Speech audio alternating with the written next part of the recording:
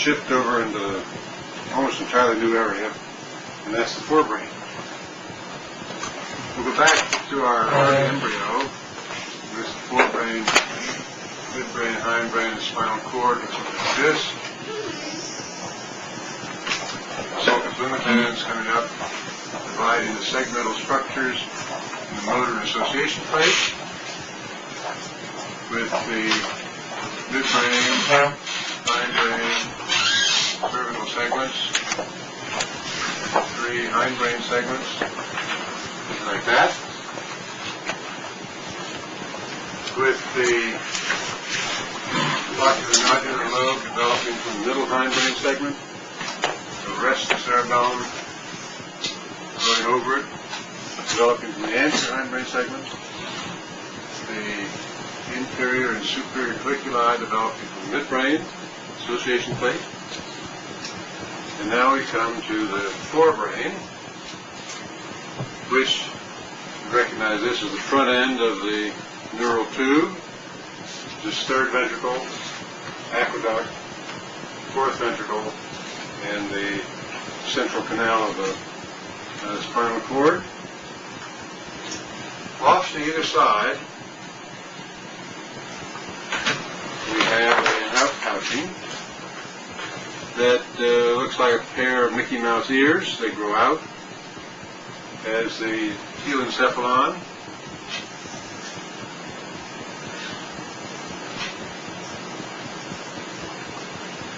leaving behind the diencephalon between telencephalon and midbrain.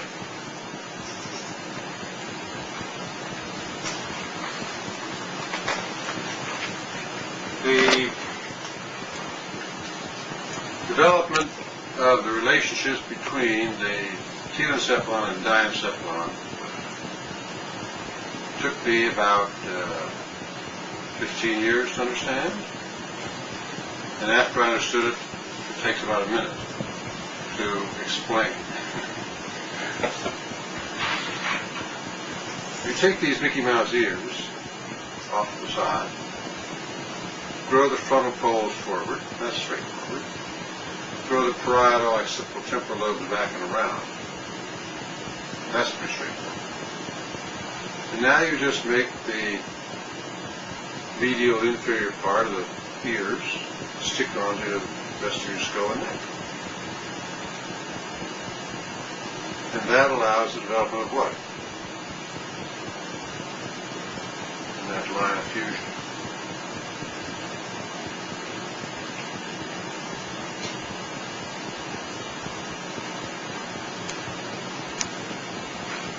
Well, David? Temporal lobes? No, we've developed the frontal lobes forward. We developed the spiraling temporal lobes off to the side. And if they didn't fuse the telencephalic ears to the diencephalic central mass, how would you connect between the two? You'd have to have all the fibers going around the stalk of the ears, the foramen marulla. Instead, what happens is you develop the internal capsule. So you have a short, direct route between telencephalon and temporal lobe, telencephalon parietal lobe, so on, through the fusion of the dorsolateral diencephalon and the ventral medial telencephalon. Except what becomes dorsolateral and ventral medial now changes as you rotate through. It becomes posterior part, and then underneath, inferiorly. And so you have this spiraling posteriorly and around, form the temporal lobe out here, the frontal lobe out here, and the occipital lobe backwards. But it's this relationship between the old diencephalon and the newer telencephalon that becomes just a little tricky in 3 dimensions to try and understand. Maybe one easy way of trying to understand it is to look at one of the malformations that we have, a rare one, but in which the skin, ectoderm, is caught between these developing telencephalon, diencephalon.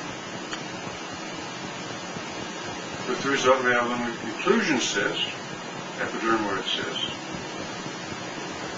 Where? The internal capsule. In the adult, completely surrounded by brain. No hint in the adult as to how there could be this funny piece of skin between these two structures, which in the adult is like one piece of brain.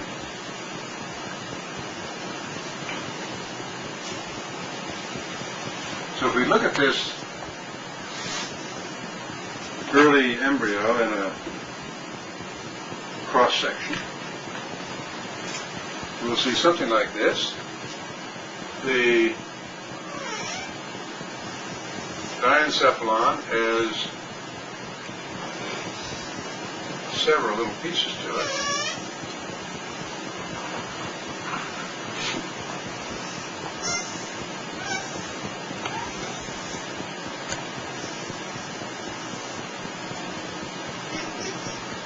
The roof, the floor, and 2 or 3 sulci that divide the diencephalon into the first 4 parts: the epi, thalamus, the dorsal thalamus, the ventral thalamus, and the hypothalamus.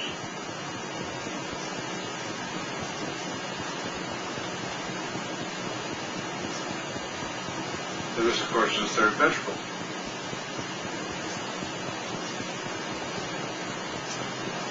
Off to the side, to a level I meant to draw here but forgot to put in the frame to draw, we have the developing hollow telencephalic vesicles, either in front of, I've made my angled section here, or more likely behind, where we have third ventricle and more, with telencephalic Mickey Mouse ear off the side growing backwards. And of course, in between those two structures, we have what kind of tissue?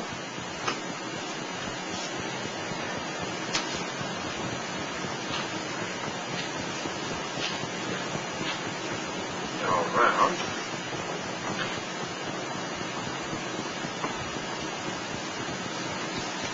Mesenchymal tissue. With blood vessels and develop muscles in this area, they would develop too, but this is all just connective tissue.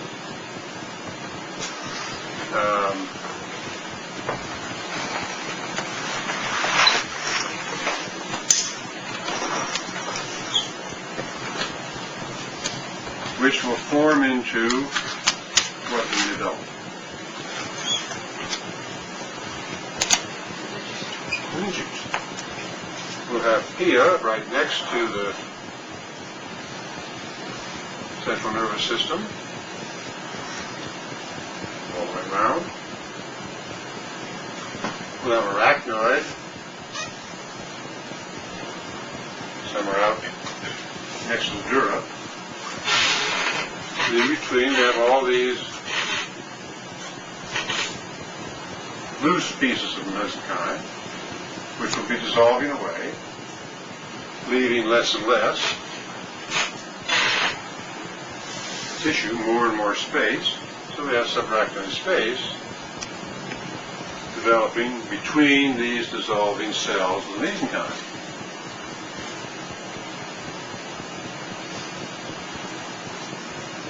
This stuff here, between diencephalon and telencephalon, is going to do what?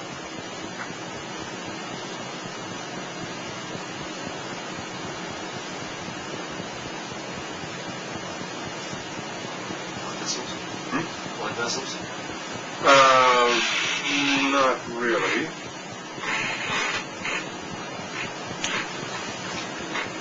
Steve was going to do some meantime here between dorsal lateral diencephalon and ventral medial telencephalon. Yeah, it's going to disappear. And as it crosses this line, that the internal capsule is going to form. So we can have connections between the two directly, without having to come all the way up to Monroe's foramen, curve back, and make this very circuitous loop. We can now go straight across between diencephalon and telencephalon, or vice versa, all the way along this line of fusion around the outer, first dorsally, then posterior, then inferiorly, the outer wall of the diencephalon. And so as this telencephalon goes back and around, we're going to find it again down in here. Colors, right?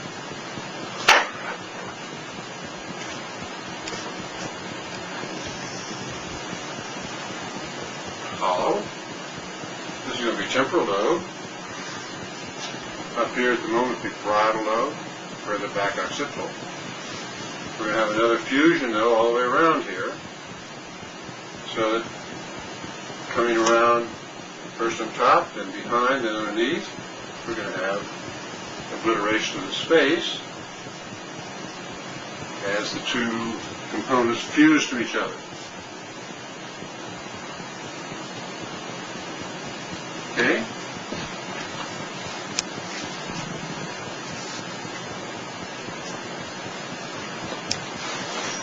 So when we grow this up to be adult type tissue, we're not going to see any spaces here. This whole region is going to be filled in. There's going to be no subarachnoid space between telencephalon and diencephalon until we get beyond, that is medial, inferiorly, beyond the point of fusion of temporal lobe and diencephalon, or beyond, that is dorsal medially, between telencephalon and diencephalon.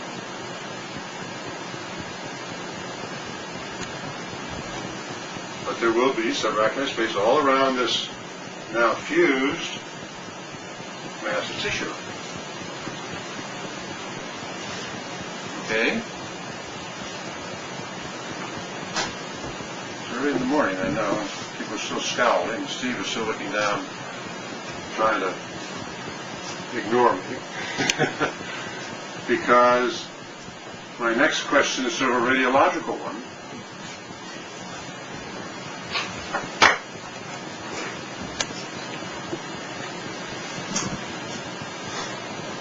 So what is this space there, above the roof of the third ventricle? There's a cistern there, and I think it's not where the cistern of elementary positive is. Right. The cavum, or cistern, of the velum, veli, or positive.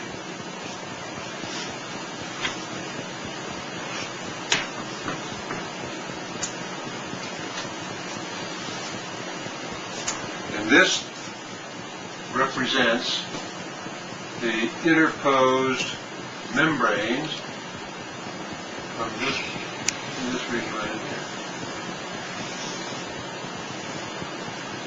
As these two structures bend back to the back end of, back edge of Monroe's foramen.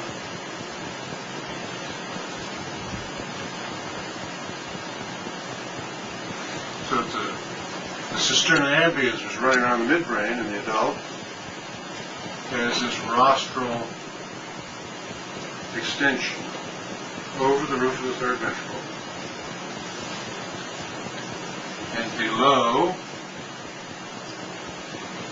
and between the floor of the lateral ventricles.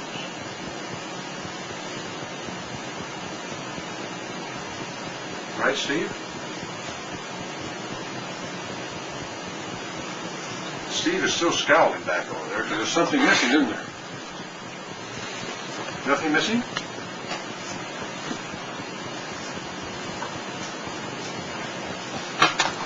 There is something missing. What's missing, Mike?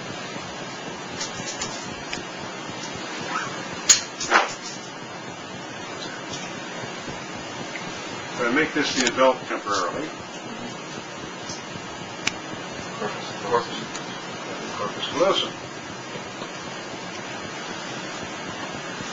And that's something else that took me about 25 years to understand.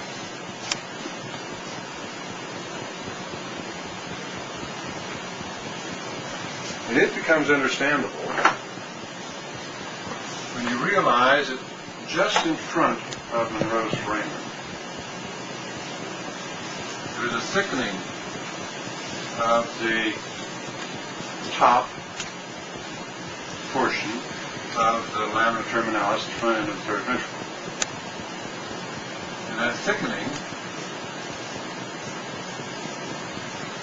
is the commissural plate.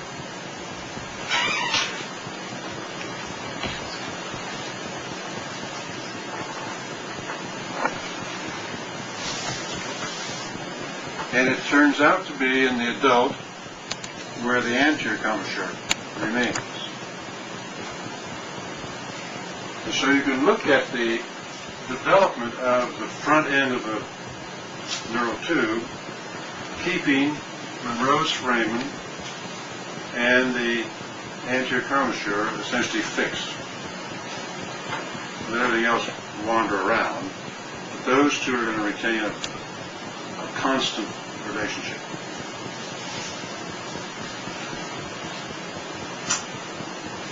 And fibers are going to grow in that commissural plate for 3 commissural systems.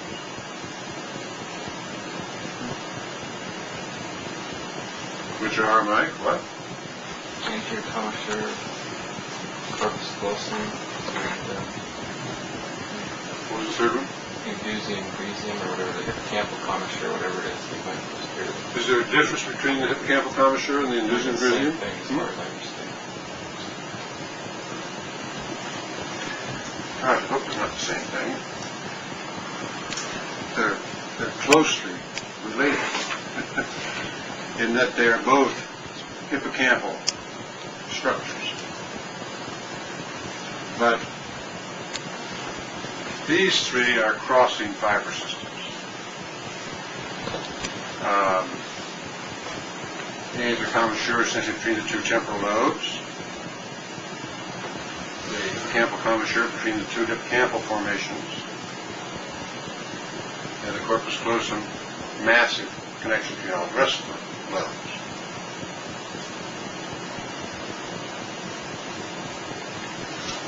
But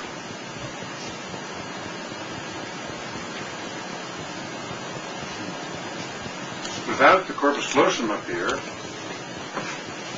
I've drawn essentially the case in which the agenesis of the corpus callosum, in which there is no corpus callosum. And if there's no corpus callosum,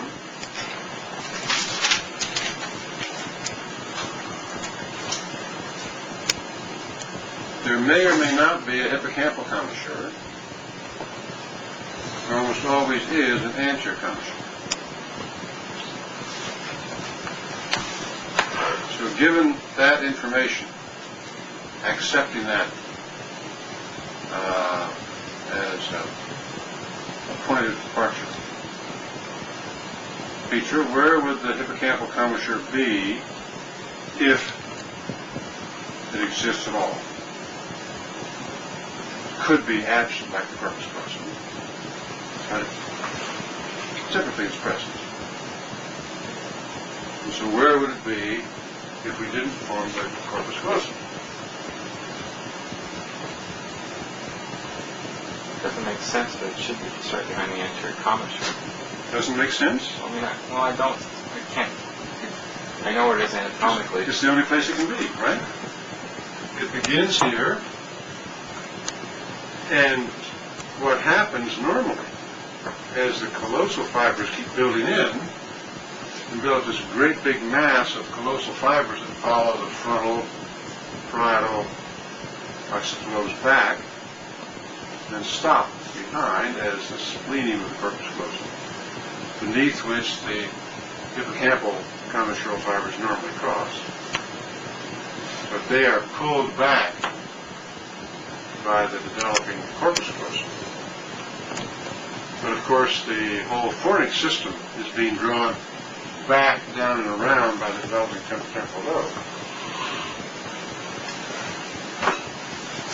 So that the crossing fibers, the only place they can cross, if there's no corpus callosum, would be up front where they began, where the anterior commissure was. And so as you look at this in developing terms, we have the Mickey Mouse ears coming out, the frontal lobes going forward, parietal, occipital, temporal lobes coming around, and at the front end of the base of my ears, where the anterior commissure are going to go across, are also fibers of the hippocampal formation. The hippocampal formation is going to go back with the temporal lobes like so, leaving the crossing fibers behind, unless millions of other crossing fibers of the corpus callosum come in to connect the frontal lobes, parietal lobes, occipital lobes. And as that bulky mass increases, the crossing fibers of a hippocampal commissure are dragged back underneath the splenium of the corpus callosum. So that in the normal brain, the hippocampal commissure is at the back end, really speaking back here, just above the back end of the third ventricle, above the pineal, actually above the midbrain.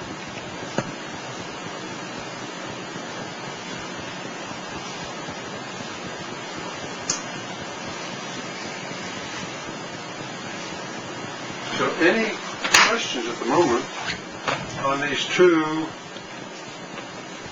major developments, the relationships between telencephalon and diencephalon, the internal capsule and the corpus callosum?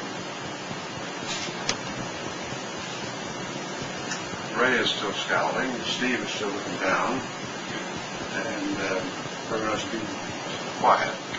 It is between 15 and 25 years of reading and struggling and God's name, people were talking about it.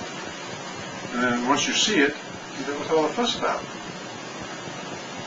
The hippocampal commissure, it ends up being pushed back, but does it end up underneath then the spleen? Right, let me just keeps getting pushed back and then loops back underneath it. Let me grow this up.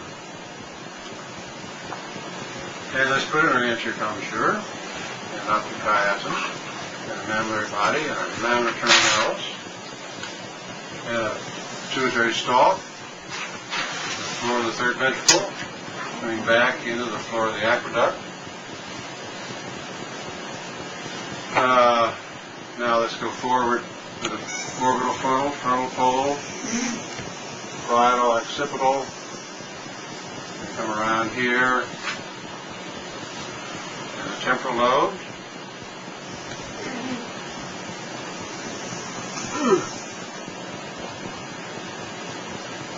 And here as the corpus callosum.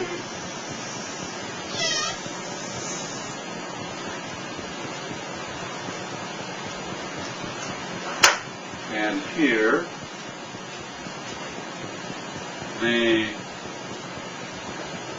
migrating hippocampal formation,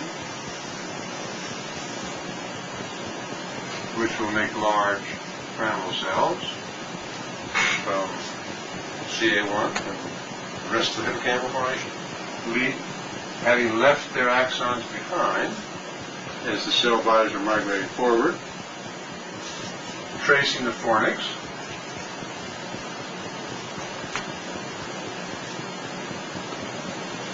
and the crossing fibers that were up at this level have been drawn back, so that they're now crossing back here beneath the splenium of the corpus callosum, and coming up from the other side. So we have this harp-like psalterium.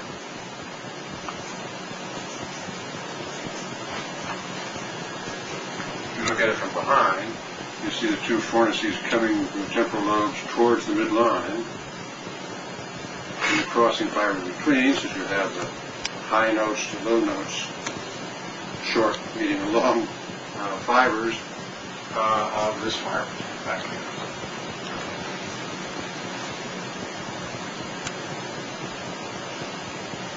If you don't have the corpus callosum, there's no way for that to be drawn back. The crossing fibers stay up here.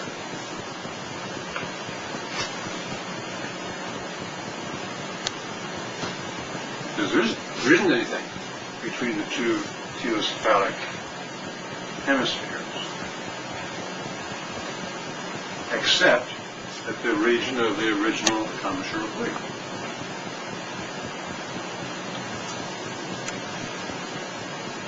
You have the two Mickey Mouse ears that go back and fuse to form the internal capsule. That's all right.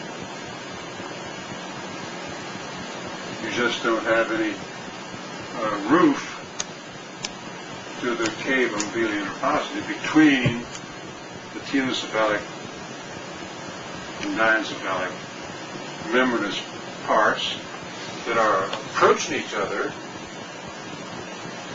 at this very sharp angle behind the foramen Monroe. If you look at the roof, the diencephalic comes up and immediately bends back at a very acute angle, which, looked at in another direction, is a great transverse fissure. The fissure between telencephalon and diencephalon, looked at in a cross, as a space, a plane right across it. It's a deep fissure. Do the axons that cross in the corpus callosum typically map one specific area onto its counterpart specific area on the other side, or do they just go across and kind of go out diffusely onto the other side? Okay, there are two kinds of fibers.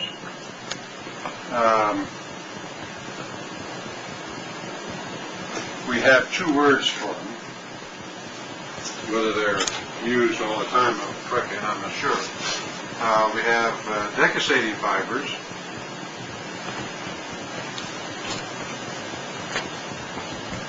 and commissural fibers.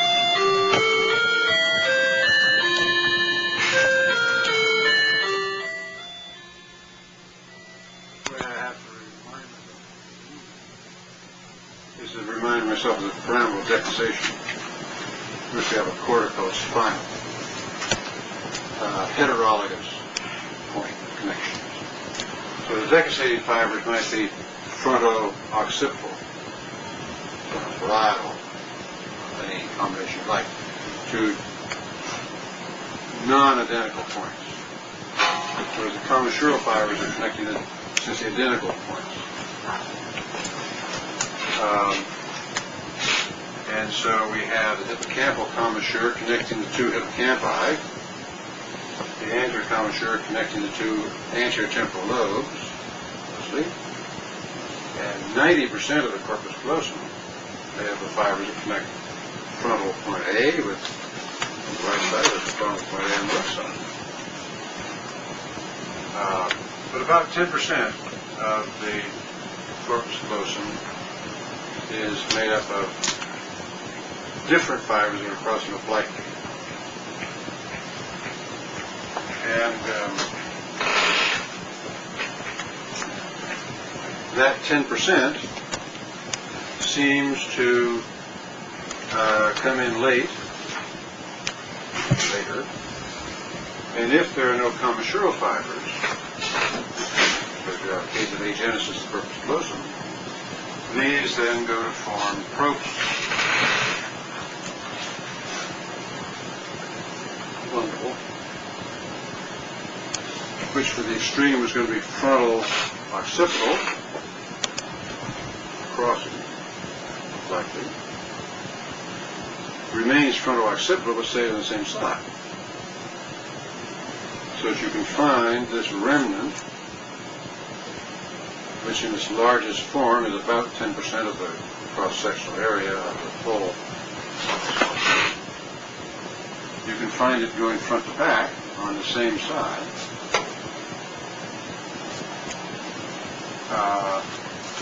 Whereas it should normally get lost in the other 90%. Gross chemicals.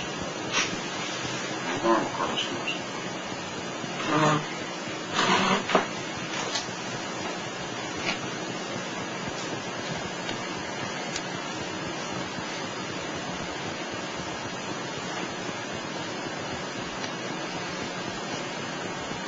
Confused about your picture there. Does the fornix get back? If corpus callosum is up higher, is the fornix midline, or are there two? And we have two Mickey Mouse ears off to the side. And so you're going to have a right and left, everything. So you get the campus and its tail, fornix.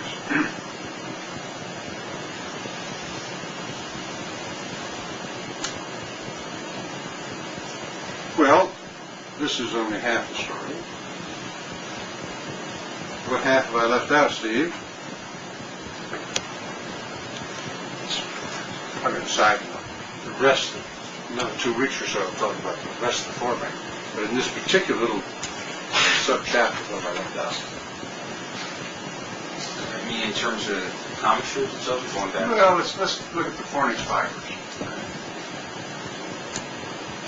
We said that back here in the region of the anterior commissure, the top end of the lamina terminalis, we have fibers beginning to cross. The brain isn't very big at that point. And as the brain gets bigger, we have more and more fibers coming in. And distortion enters in, particularly as we get this temporal spiral form.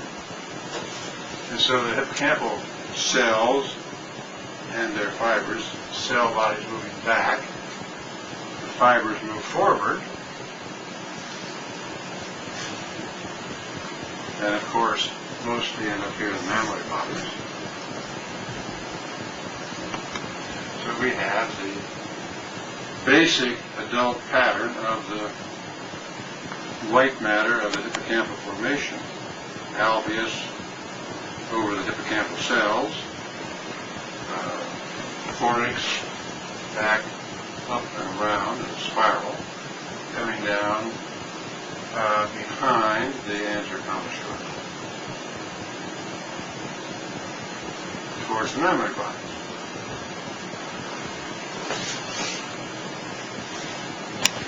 Now there's another piece of that story.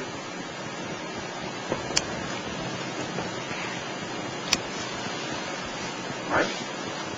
And it goes around the it goes around the frame and Monroe there, and Yeah, frame Monroe is it projects off up into the septum. here. And it also has projections in the septum.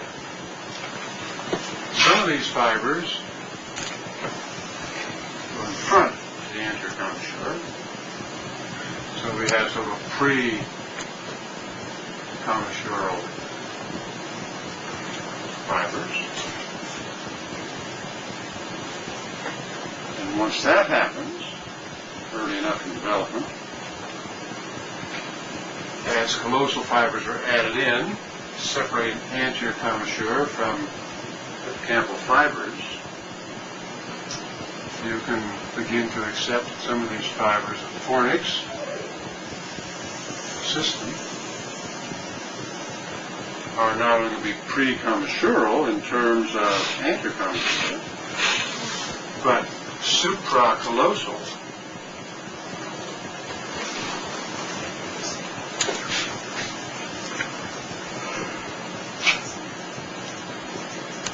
In terms of corpus callosum.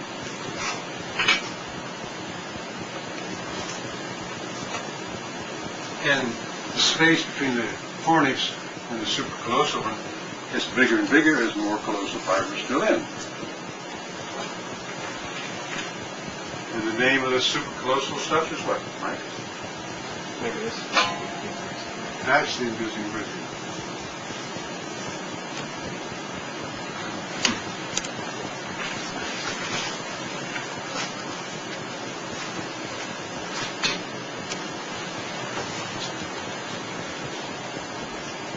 Two little tiny bands of gray matter and white matter that represent rudiments, remnants of hippocampal formation that were separated from the main mass, first of all by the anterior commissure, but secondly by the corpus callosum. So this fundamentally simple system of hippocampal mammillary body connections, ipsilaterally and contralaterally.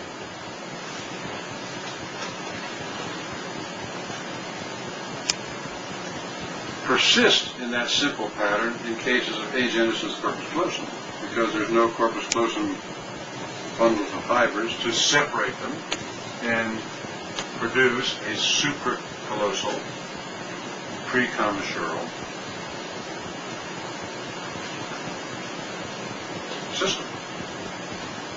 Now these are almost microscopic.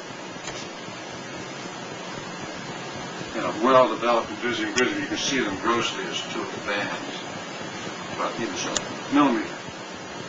So they're non-functional. Well, You know? yeah. Since we can do with at least one side, they must have essentially no function. But in lower animals with smaller corpus callosum, where do you find the hippocampus? Up here. The temporal lobes haven't developed around to such a tremendous degree as in the human. There's a great big spiral of temporal lobe out here. And so you look there and all of a sudden you see the hippocampus. Fully developed hippocampus. Sitting above a little corpus callosum. How the hell did I cut that brain? How did I get the temporal lobe when it's way up here? Well, what do you think the parietal lobe?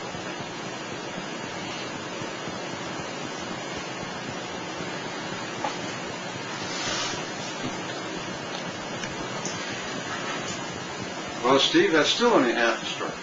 Maybe 2/3 of the story. Now what have I left out?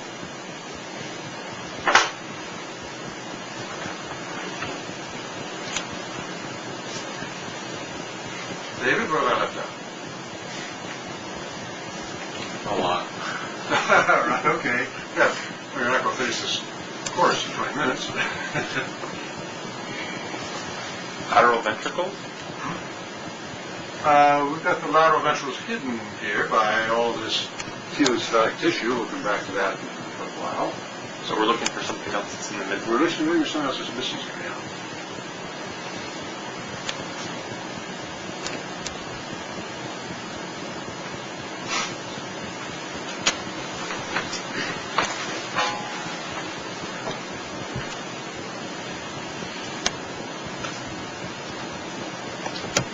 If what I've said so far is true, there has to be tissue between anterior commissure, hippocampal commissure, fornix, and corpus callosum. And that tissue is septum pellucid. And all it is basically is more of this commissural plate that gets dragged out, stretched, deformed between these three major systems: antecommissure, fornix, callosum.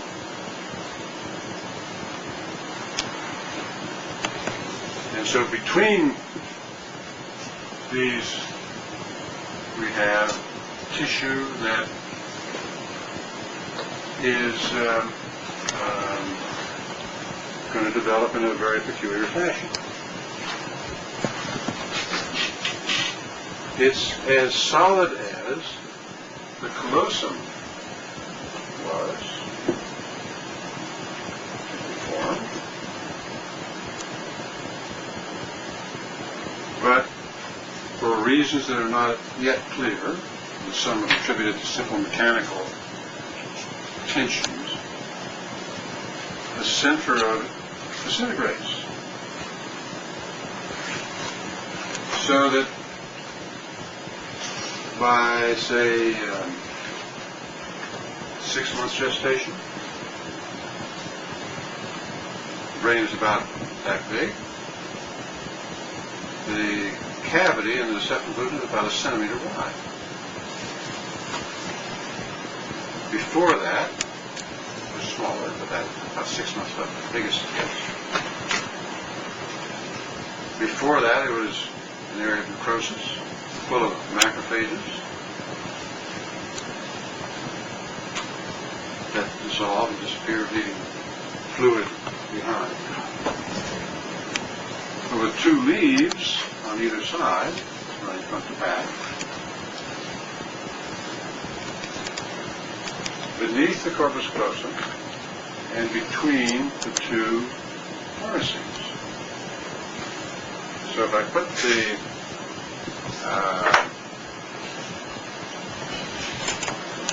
fornices in here, which are really part of the hematoencephalon, got the septum lucidum in here, and the basis for the hippocampal commissure is this tissue in here is going to disintegrate, leaving the cavity.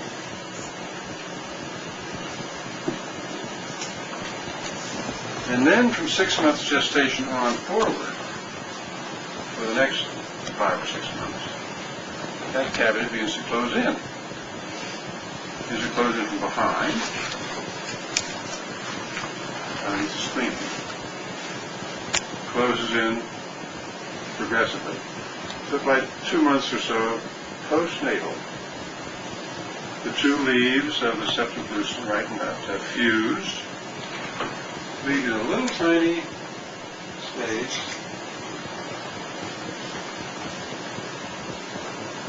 millimeter or so wide at the very front end, just behind the genu of the corpus callosum. Now, that's about 80%, 20% of cases have a cavity persistent. And that cavity can persist all the way back, or only a millimeter, 2 or 3 or so, graded series from front to back. How much of the cavum, septum, lucidum, cavity, lucidum persists. That's a secondary development in this primitive solid tissue, secondary to necrosis, and then a tertiary event of recombination, resealing of the space from behind forward.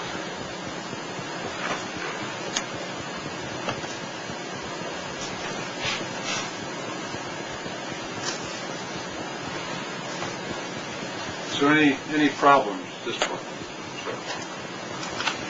A brief overview of some of the major developmental things that are happening. It took me literally years to understand.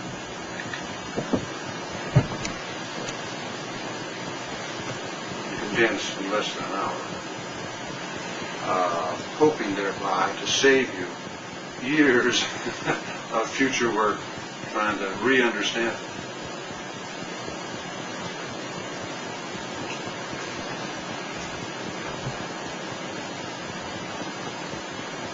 Let's go over any names, any graded openings from front to back.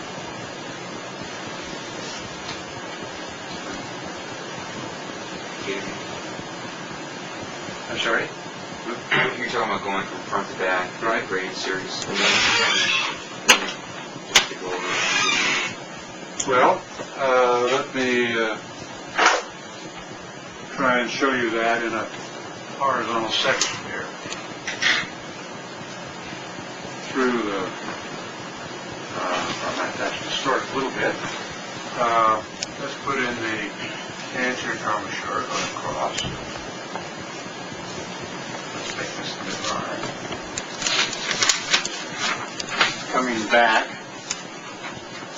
it's going to have a little curve to it, but we'll have the fornices, the two columns of the fornices that are going down away from it on the way of the mammary body. They're going to come back, spread out.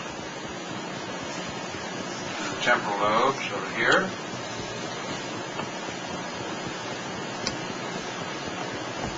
So we have the large pyramidal cells with hippocampal formation coming back to make up the posterior, superior, anterior, inferior parts of the spiral fornix fibers. And the crossing fibers of the salterium are like short, medium, long fibers underneath the splenium of the corpus callosum. So coming up at us will be the two leaves of the septum pellucid.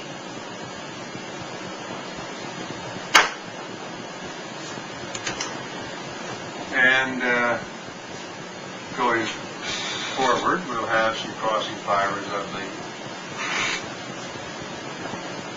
inferior part, the rostrum of the corpus callosum. Coming back around, we have above this now of the splenium of the corpus callosum, but at a different level away from the board. But between these, we're going to have the arch, the body. So this is going to be immediately in front of the anterior commissure, the rostrum. And then further forward, we'll have up here the genu, the body, and the splenium of the corpus callosum. And then going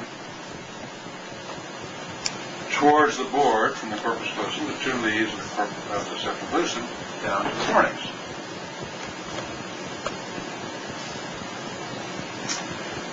The cavity that was a centimeter wide and at 6 months gestation, uniformly from back to front, now closes in so that the septum itself, normally, that joins, say, the fornix to the corpus callosum, those two membranes have approached each other and fused in, so they have no space. And that same happens progressively from back to front. And the last place is going to be up here just behind the genu. We have a little tiny space here that hasn't filled in between callosal fibers, making this little space here. The last place could close in. So when you look at it grossly, you see one membrane between the corpus callosum and the two fornices. unless you have a persistent cable. And of course, these two membranes. And those two membranes can go all the way from geno to splenium.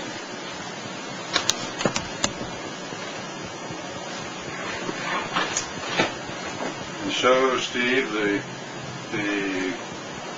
problem that still persists is why do we have a persistence of this cavum, septic lucidity, from 2 months postnatal age up into the teens and 20s and 30s and 40s in people who are boxers.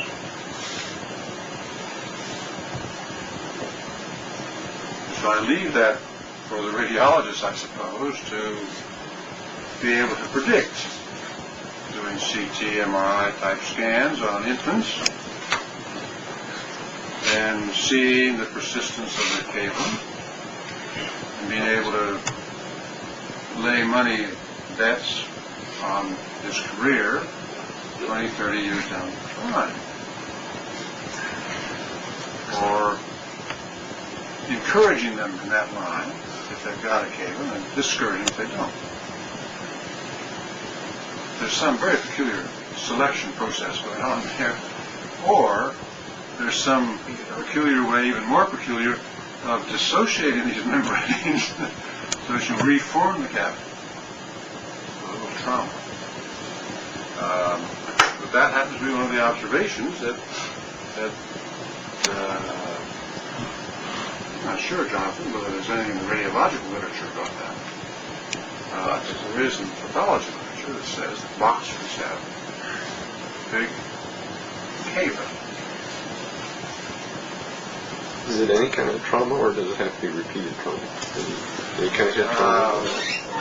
I don't know the intermediate part of the story, where they didn't have a cavum before, and then after one knockout or 100 knockouts or whatever, they reform it. Yeah, I meant kind of like a single episode of head trauma cause a reformation or whatever. I can understand that head trauma taking the membrane and breaking it. So you now have another communication between the two lateral ventricles. But to take the two leaves that are pretty tightly glued together, separate them. Now they're tightly glued together throughout their whole dorsal ventral course here, but also become a centimeter or so separated at the level of corpus callosum. That stretches my imagination a little bit more than it's used to. Have something dynamic occurring in this white matter.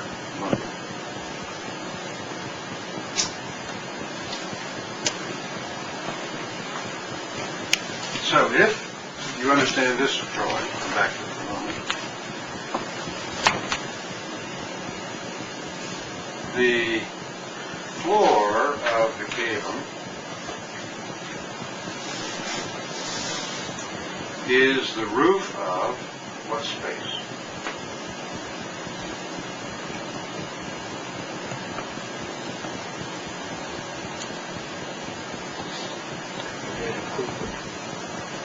Of the cavum via the inner positive. The subarachnoid space between the telencephalon and the third ventricle. And I haven't left out the roof of the third ventricle. But between the roof and the floor, there's going to be the space,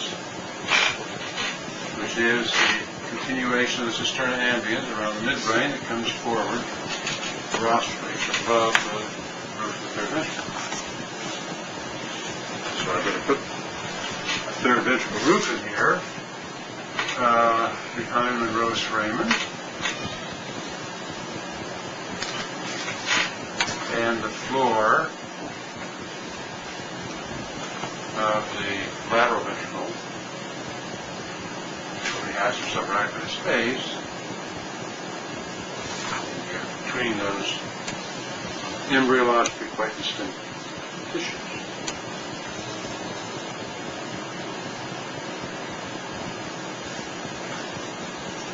And of course, course, the roof, the third ventricle continues on down to the roof of the aqueduct, fourth ventricle, and so on.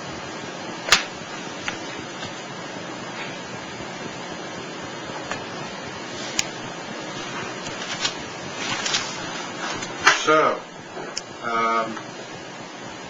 those are the hard parts of the forebrain. The parts that I've struggled with for so long.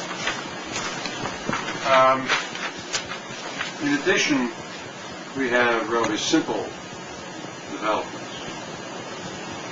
In relation to the diencephalon, a protrusion that comes out, form the eye, the optic chiasm, optic nerve, retina,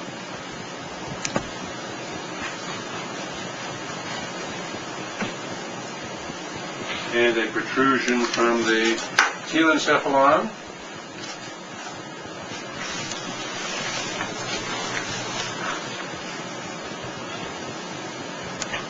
the olfactory lobe, tract,